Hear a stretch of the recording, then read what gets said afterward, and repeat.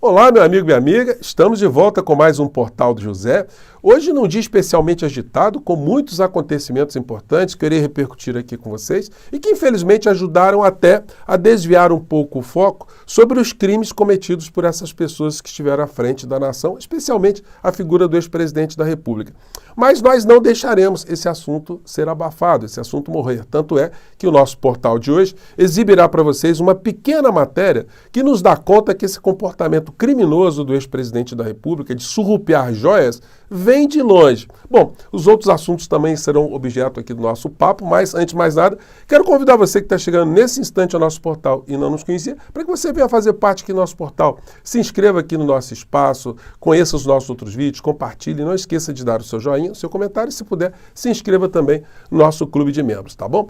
Vamos seguir em frente. Gente, nunca os criminosos aqui no nosso país, ligados ao clã Bolsonaro, festejaram tanto os acontecimentos que se deram no dia de hoje. Um apagão e aumento dos combustíveis. Eles estão tentando puxar o foco de qualquer tipo de debate público aqui no nosso país apenas para esse universo. Isso acaba fazendo com que nós deixemos de lado, de um certo modo, o comportamento vil, o comportamento criminoso, antirrepublicano, corrupto dessa gente, como se eles pudessem, diante das críticas, absolver tudo aquilo que foi feito pelo criminoso mor da nação.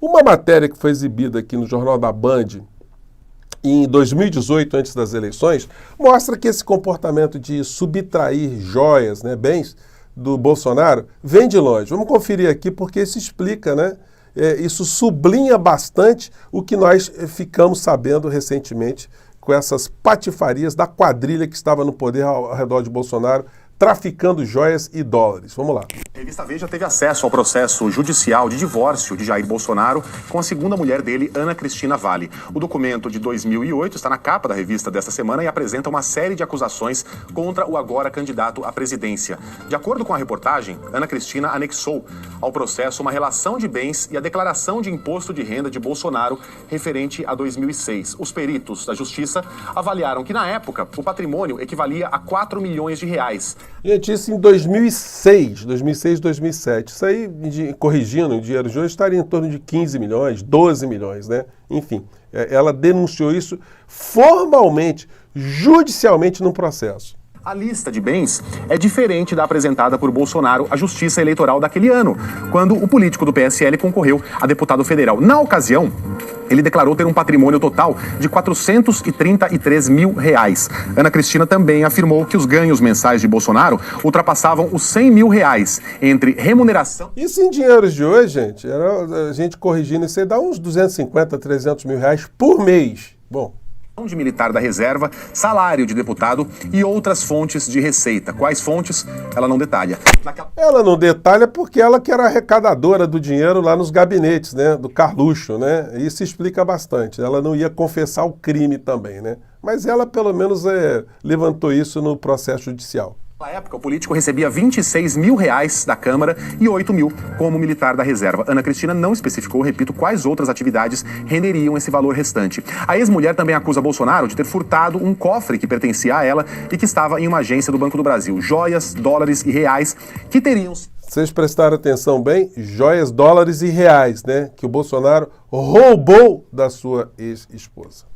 Sido furtados seriam equivalentes hoje a 1,5 milhão de reais. Ana Cristina, que depois fez as pazes com o ex-marido, voltou a usar o nome de Bolsonaro, hoje concorre a uma vaga na Câmara Federal. Ela nega que tenha feito as acusações. Ela disse à Veja que, quando se está magoado, diz coisas que não deveria. Ela ficou muito magoada, porque ela foi até a polícia, ela foi ao Banco do Brasil reclamar do cofre roubado, ela entrou com uma ação de separação judicial, enfim. E isso explica bastante, a compulsão do ex-presidente da República por joias.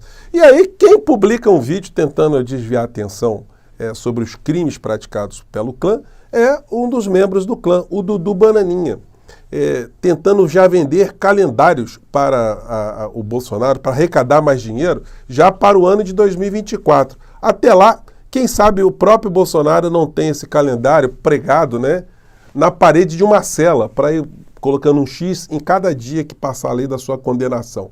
Mas se você está achando que eu estou exagerando, olha só o que ele publicou ontem. lançando o novo calendário da Bolsonaro Store para o ano de 2024. A gente traz aqui primeiro uma foto histórica nessa capa, nessa abertura.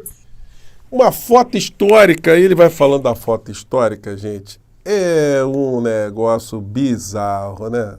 A gente vai vendo aí, é claro que começou a pintar charge, né? Tem um vídeo aqui que eu vou compartilhar com vocês, que está muito engraçado, né? De um canal aqui, mostrando, ridicularizando esse personagem, né? Que já sua ex-mulher já apontava como sendo um sonegador, né? Um assaltante dos bens que amealharam juntos, né? Diga-se de passagem, se você fizer a conta, o tempo que o Bolsonaro estava na vida pública, era um tempo muito curto para ele já ter aquele patrimônio todo. A ex-mulher de Bolsonaro saiu do casamento com 7 apartamentos. Uma mulher também que era pobre, entrou pobre no casamento. Aqui, você imagina você ter um calendário, você chegar a algum lugar, se deparar com um calendário desse, com essa frase filosófica, né? A nossa liberdade vale mais do que a nossa própria vida. É uma coisa inacreditável, né? Bem, ainda vai ter gente que... Teve gente que deu Pix, né, para a criatura e que tomou calote, né? Porque o Pix não serviu para aquilo que estava se dizendo que serviria e acabou fazendo mais um patrimônio de sua excelência. Só que esse patrimônio não vai adiantar muito quando ele estiver preso, né? Gente, hoje nós tivemos o retorno, né, das atividades no parlamento. E uma situação que estava sendo assim aguardada, né, com muita expectativa pelo povo da direita, foi a ida do Pedro Stedley lá na Câmara. E aí o seguinte, o que acabou acontecendo lá é que ele deu uma aula gigantesca sobre o problema agrário aqui no nosso país, deixando a direita até com o queixo caído, né? Porque ele foi muito cordial, ele foi muito técnico, ele explicou muitas coisas, todas aquelas frases de efeito, né, que se costuma usar contra os movimentos, né, de reforma agrária, os movimentos pela posse da terra, os movimentos sociais, caíram por água abaixo, o endeusamento do agronegócio, enfim. Tudo isso foi colocado em xeque ali pelo João Pedro Stedley, né? Eu separei só esse trechinho aqui para compartilhar com vocês, que eu achei muito interessante, né? Eu ainda não tenho a impressão que os meios de comunicação, que, enfim, os formadores de opinião tiveram dessa audiência. Para mim foi muito positivo e, de um certo modo, desmoralizou essa CPI do MST. Vamos pegar esse trechinho aqui, vamos ver se dá para pegar. Bola, é o Ribeirinho, é o Poceiro. Então chega o capital e toma conta daquelas terras. Aí se produz uma violência. Ele está falando assim das contradições, né? Desse mito que se tem sobre o agronegócio como sendo uma coisa espetacular, e ele mostra que não é bem assim, né? Vamos lá. Onde sempre quem morre são os pobres. Basta... Vocês deviam ter chamado aqui os padres da CPT para explicar para vocês aonde estão morrendo gente. Assassinados por esse tipo de modelo do capital. Bem, o segundo modelo é do agronegócio. O agronegócio, ele é uma modernização do que foi a plantation no século colonial. São grandes propriedades, usam as técnicas mais avançadas de semente transgênica, mecanização e agrotóxico. E produzem o quê? Produzem muita riqueza, mas produzem commodities para exportação. Portanto, repete o modelo agroexportador colonial, que não necessariamente representa distribuição de riqueza para a nossa sociedade. Esses dias eu estava fazendo a conta aí, no Mato Grosso, que é o... Gente, achei muito interessante o Stedley, ele é um conhecedor do assunto, ele é um militante, né? Então ele falou com muita propriedade, e foi muito calmo, muito sereno ali. Eu achei que o Salles et Caterva ficaram absolutamente desconcertados ali com o que eles escutaram ali. Eles não conseguiram criminalizar os movimentos pela luta da terra, né? Muito interessante, eu acho que a gente vai ter mais repercussões sobre a ida do Stedley lá na Câmara. Sem falar hoje na CPMI do dia 8 de janeiro, enfim, que não deu para tirar nenhuma cena aqui para vocês, porque foi um fotógrafo lá, né, da Reuters, que foi ser inquirido lá como se fosse um manifestante, um infiltrado, e eles também quebraram a cara, enfim. E eu achei até a falta, né, dos deputados levantarem mais essas questões das joias, porque isso aí tinha que ser do roubo de diamantes, de colares, o trambique, dólar subindo para um lado, descendo para o outro, dinheiro na conta de coronel, de sargento, enfim, de general. Enfim, isso acabou passando despercebido, ou passou com menos impacto lá nessas duas sessões. Bom, e aí a gente teve hoje 2 eventos muito importantes. Reajuste nos combustíveis terá impacto na inflação, diz Campos Neto. Hoje foi um dia, de um certo modo, muito inoportuno, né, para esse reajuste, porque acabou ajudando que os assuntos que estavam criminalizando a figura do inelegível caísse ali no meio dessa discussão toda. Isso fomentou também as pessoas da direita a dizerem, tá vendo, olha aí, está subindo combustível, o governo Lula está fazendo isso, fazendo aquilo. Bom, espero que essa situação, de fato, provoque uma reflexão, um posicionamento do governo em relação a qual é a política real de preços dos combustíveis aqui no nosso país. Porque a promessa era de se acabar com a paridade de preços internacionais. Então o barril subiu lá fora e a gente já está aumentando aqui dentro. Mudou o quê?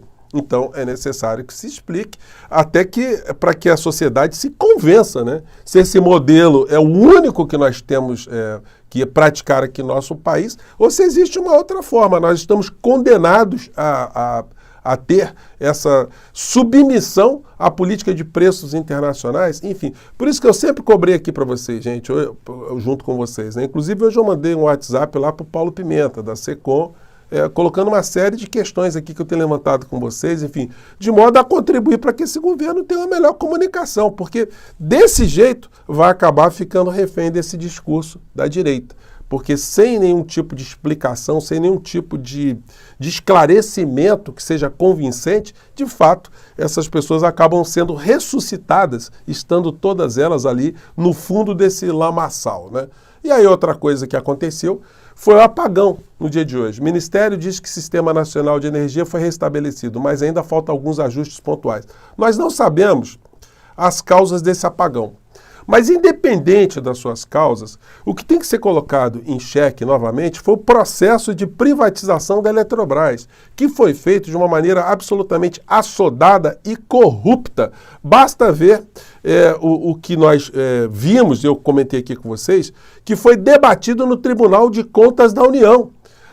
As falcatruas que estavam sendo já sinalizadas ali, a lesão ao interesse público aqui no nosso país, a privatização do nosso sistema de águas e o que isso representaria para o cidadão, para a soberania nacional. A privatização, ela faz com que cada vez mais o sistema fique debilitado, porque eles procuram sempre maximizar os lucros. E para maximizar os lucros, eles cortam uma série de situações operacionais. Nós não sabemos, inclusive, se esse apagão já tem a ver com esse tipo de política, já com uma direção neoliberal, uma direção liberal. Ou se existe, de fato, uma outra razão além dessa, né? Se alguma coisa absolutamente inesperada, imprevisível, aconteceria em qualquer sistema. De qualquer maneira, são assuntos que a gente precisa ter a participação do governo, que a gente ajudou a eleger, nos debates. A gente seja esclarecido para que a gente não fique refém do discurso desses insanos que tiveram a tábua de salvação, né? Tudo que um criminoso quer quando ele está praticando um assalto é que aconteça uma tragédia para que a polícia, ao invés de ir atrás do ladrão, da quadrilha, desvie seu caminho para cuidar das coisas realmente que interessam. Eles deram essa sorte hoje, mas se depender aqui dos nossos espaços, essa sorte também não vai demorar muito tempo a favor deles, não. Nós vamos voltar a colocar os assuntos importantes em pauta para cada vez mais desmascarar essas pessoas para que eles possam, de fato, terminarem os seus dias na cadeia, para que a gente possa, de fato, governar o nosso país, ter um governo aqui no nosso país com debates mais produtivos, debates mais importantes e racionais, né? Gente, eu fico por aqui mais uma vez. Um grande abraço e até o nosso próximo encontro. A fila está continuando. Tchau.